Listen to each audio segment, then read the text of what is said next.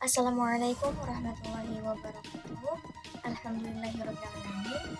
Puji syukur atas kehendak Allah Subhanahu wa taala yang telah memberikan kehidupan, kesehatan dan hidup jasmani maupun rohani kepada kita semua sehingga kita dapat berjumpa lagi di pertemuan yang terhormat kepada Bapak Dr. Ahmad Afandi MAG selaku dosen pengampu mata kuliah Sejarah Peradaban Islam Modern. Di sini kami dari kelompok 5 izin mempresentasikan mengenai sejarah peradaban Islam modern di Iran. Sebelumnya, saya Nuriski Awalia sebagai pemateri pertama dan kedua teman saya Anissa Nur Afifah sebagai pemateri kedua dan Evani Handayani sebagai pemateri ketiga.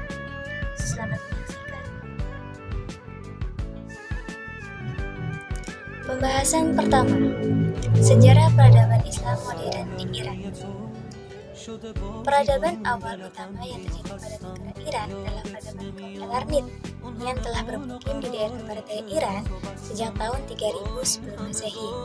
Nah, pada tahun 1005 sebelum Masehi, suku Arya mulai bermigrasi ke Iran, yaitu suku Persia dan suku Medes.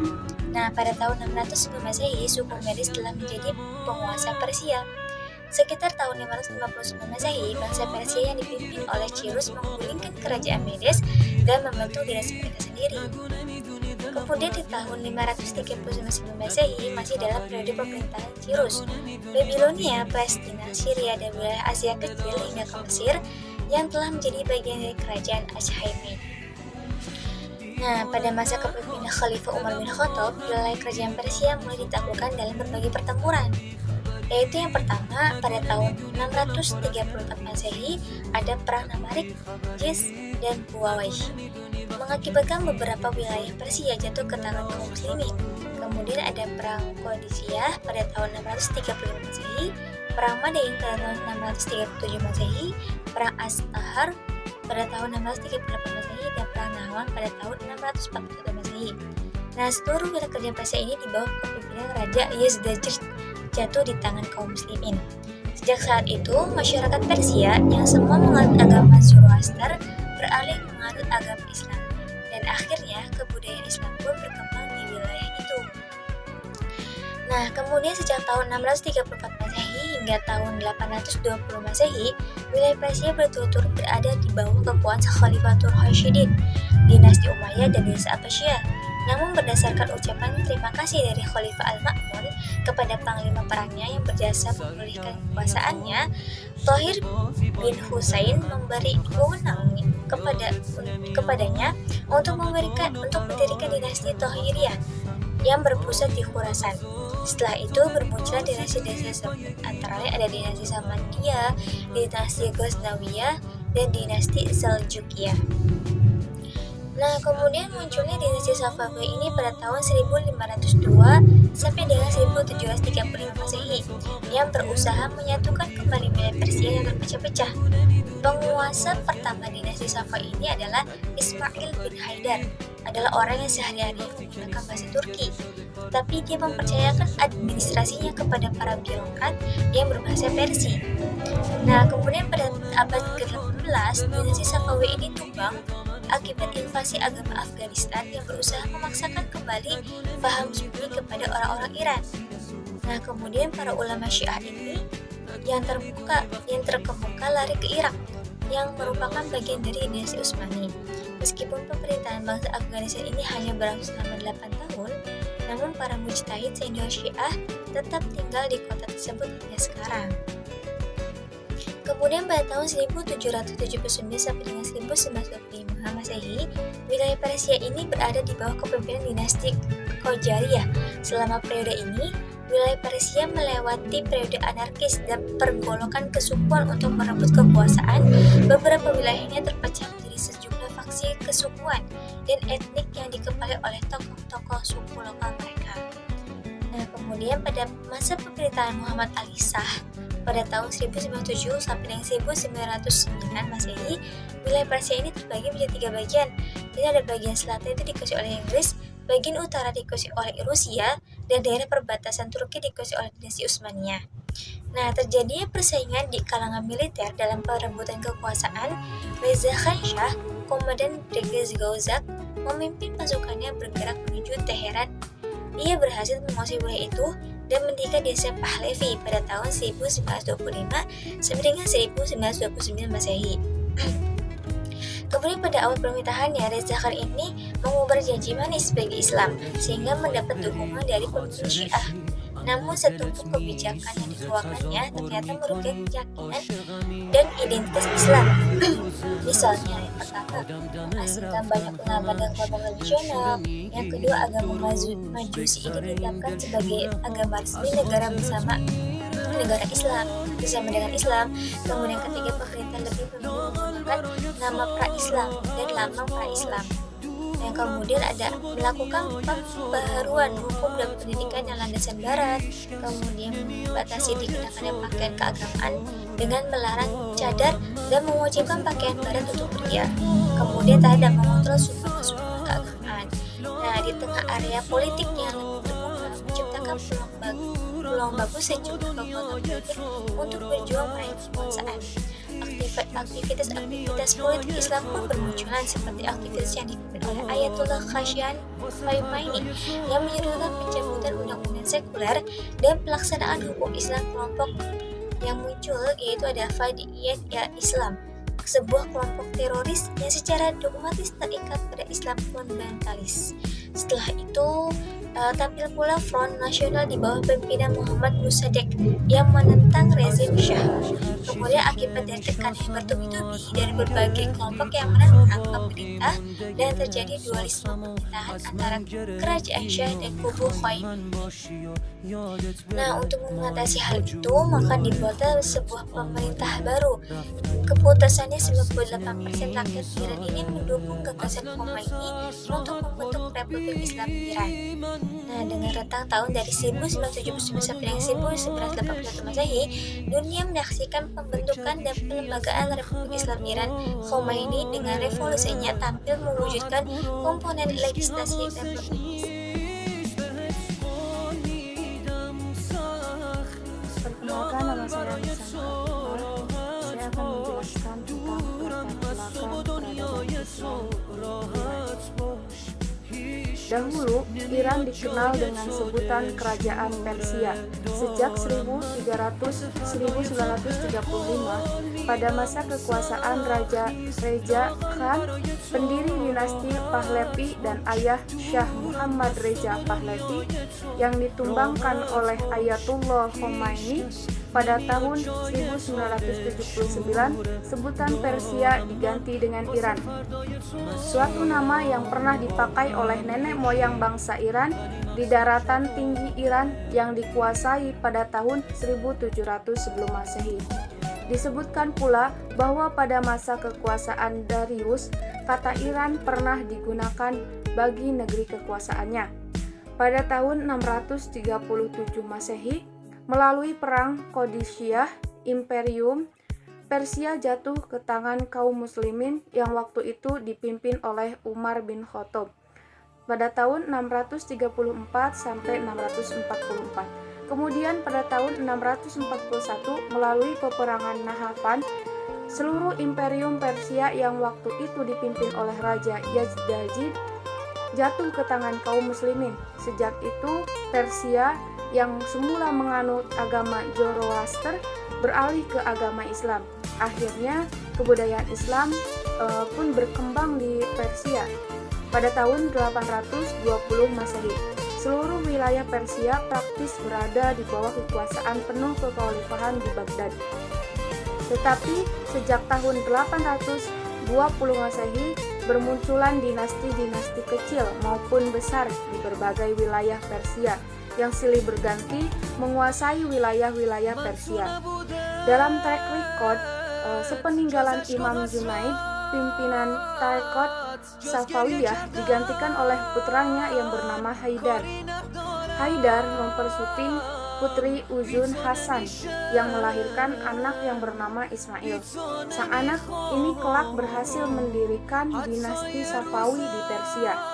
Haidar menjadi pemimpin Safawiyah, menjalin kebersamaan kerjasama dengan Akhoyunlu.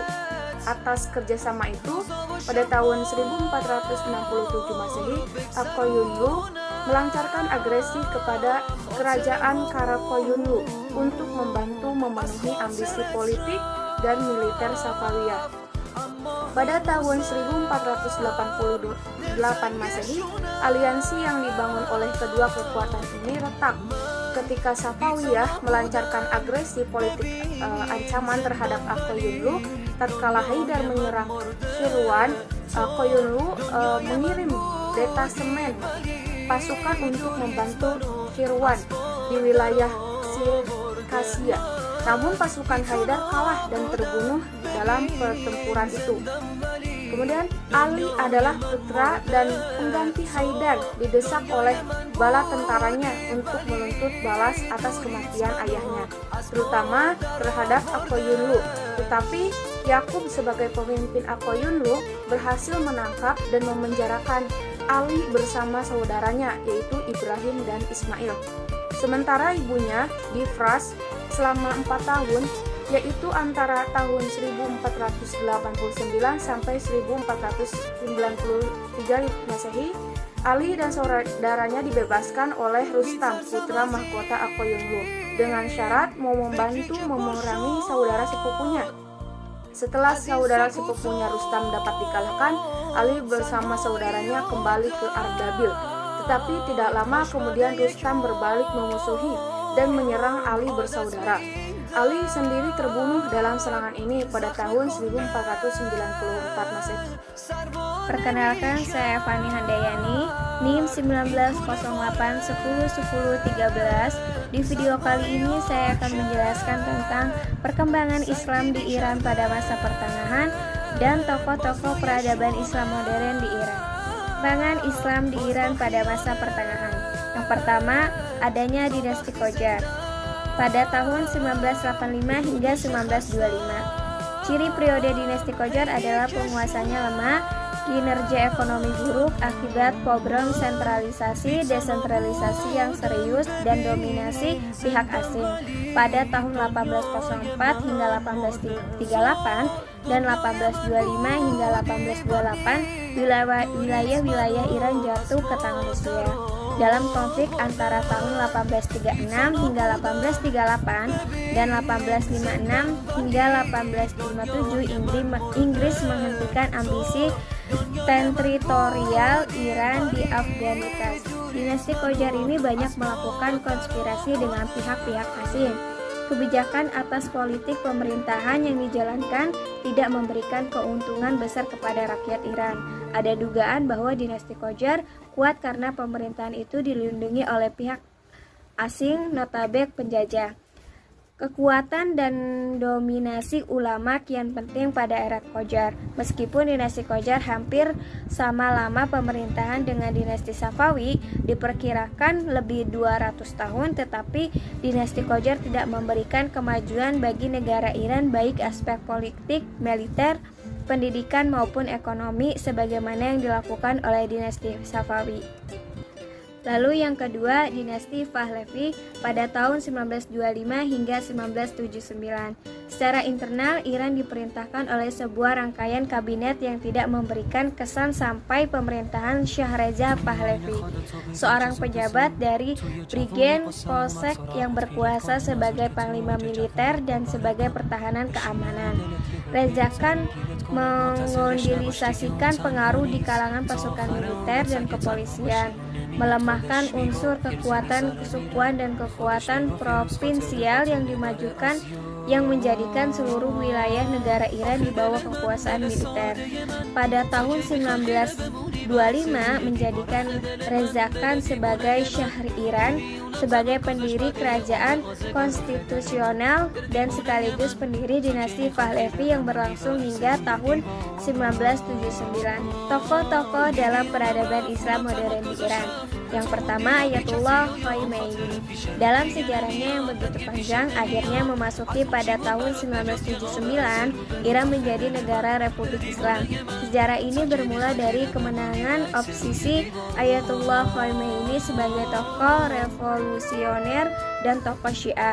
Tokoh ini berhasil merekayasakan keruntuhan monarki Persia dan menjadikan Iran sebagai negara yang bermartabat atau wilayah al-faqih dengan melambangkan ideologis atas gagasan-gagasan politik Syiah. Syiah Imam 12 ditetapkan sebagai agama negara, agama nasionalisme, konstitusionalisme, dan legitimasi tetap merupakan realitas yang saling terkait dalam periode pasca revolusi. Menurut Eckhart Brown, keberhasilan Khomeini menggulingkan dinasti Pahlavi disebabkan 3 hal. Yang pertama, dukungan dari para ulama yang saat diremehkan kemampuannya oleh elit sekuler. Yang kedua, kuatnya perasaan seluruh masyarakat Iran yang telah dimanipulasi oleh rezim Shah dengan kekuatan asing untuk mempersiapkan landasan bagi perpaduan nasionalisme anti-asing, tradisionalisme, dan sentimen agama. Lalu yang terakhir, tulisan-tulisan Ali Syariati telah mewarnai pemikiran kaum muda, khususnya bagi mereka yang berpendidikan, untuk mendukung gagasan tentang revolusioner yang dipimpin oleh Khomeini. Lalu yang kedua ada Shah Reza Pahlavi. Langkah yang pertama yang ditempuh Shah Reza adalah membangun kekuatan militer modern. Shah Reza mengadakan pelatihan pejabat-pejabat militer di Prancis dan melakukan wajib militer. Sekitar 33% anggaran negara digunakan untuk pendanaan militer dan sejumlah anggaran lainnya yang didapatkan dari sektor penghasilan minyak. Shah Reza merancangkan westernisasi pasukan militer secara politik maupun mendominasi negara. Perbaruan sosial Shah Reza lebih berhasil daripada perbaruan ekonomi, meskipun yang maju pada umumnya adalah daerah-daerah kota. Kebijakan Shah Reza mempercepat pembangunan dan pelatihan guru. Pada tahun 1934 dibuat suatu undang-undangan tentang pendidikan, yaitu The Teacher Training atau Undang-Undang Pendidikan Guru, melahirkan sejumlah perguruan tinggi. Materi pendidikan memperlakukan kurikulum yang baru untuk sekolah-sekolah teologi, bahkan sampai alternatif bagi pendidikan agama didirikan sekolah-sekolah teknik oleh Menteri Pendidikan, Menteri Kesehatan, Menteri Industri, Pertanian, Pertahanan, dan Menteri Keuangan. Mungkin itu saja yang dapat saya jelaskan, kurang lebihnya mohon maaf. Wassalamualaikum warahmatullahi wabarakatuh.